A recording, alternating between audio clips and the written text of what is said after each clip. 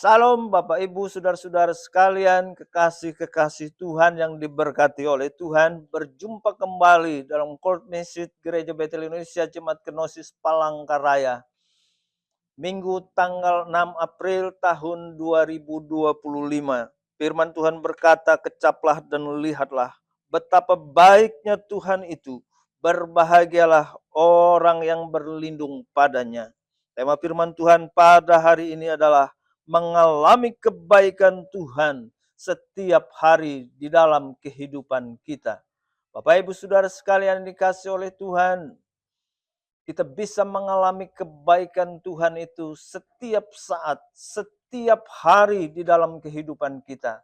Sebagaimana Daud mengalami kebaikan Tuhan di dalam kehidupannya, mengalami pertolongan Tuhan yang tiada habis-habisnya di dalam hidupnya.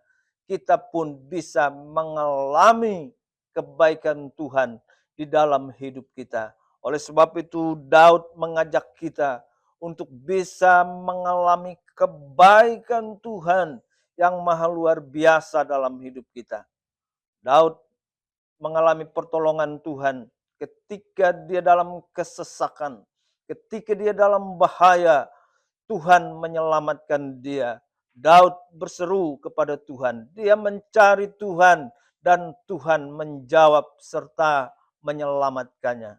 Bapak Ibu Saudara sekalian yang dikasihi oleh Tuhan, bagaimana caranya agar hidup kita mengalami kebaikan Tuhan?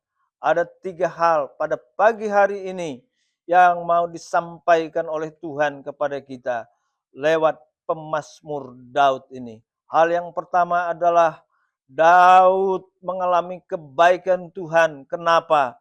Karena Daud berpaut kepada Tuhan.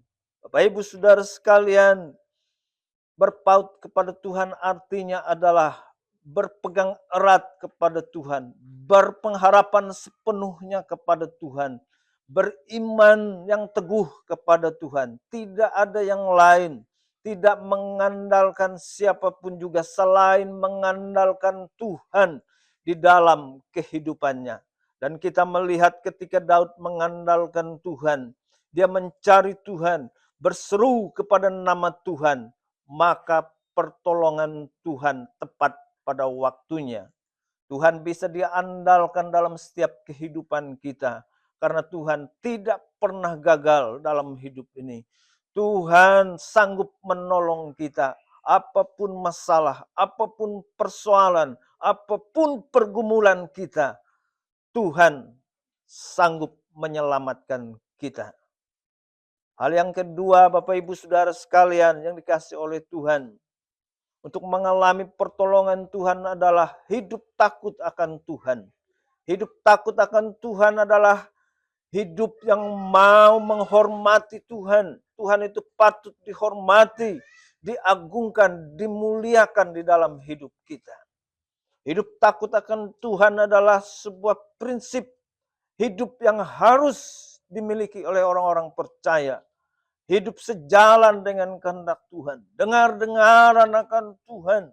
Melakukan firman-Nya setiap saat dalam hidup kita. Hidup takut akan Tuhan adalah hidup dalam ketaatan kepada kehendak Tuhan sepenuhnya dalam hidup kita. Oleh sebab itu Bapak Ibu Saudara sekalian, orang yang takut akan Tuhan akan diberkati oleh Tuhan. Orang yang takut akan Tuhan tidak akan pernah mengalami kekurangan dalam hidup mereka. Singa-singa muda boleh merana kelaparan, tetapi orang yang takut akan Tuhan, mereka tidak akan pernah kekurangan satupun dari yang baik yang Tuhan sediakan bagi orang percaya. Yang ketiga adalah hidup dalam kebenaran. Yesus berkata, akulah jalan dan kebenaran dan hidup. Bapak Ibu Saudara sekalian, Yesus adalah kebenaran. Ketika kita berada dalam kehendak Tuhan Yesus Kristus, kita sedang berada dalam kebenaran. Melakukan hal-hal yang benar, karena itu memang benar. Melakukan hal-hal yang baik terus-menerus dalam hidup kita. Jadi hidup dalam kebenaran, berkata iya untuk hal-hal yang baik, berkata iya untuk hal-hal yang benar, dan berkata tidak untuk hal-hal yang jahat.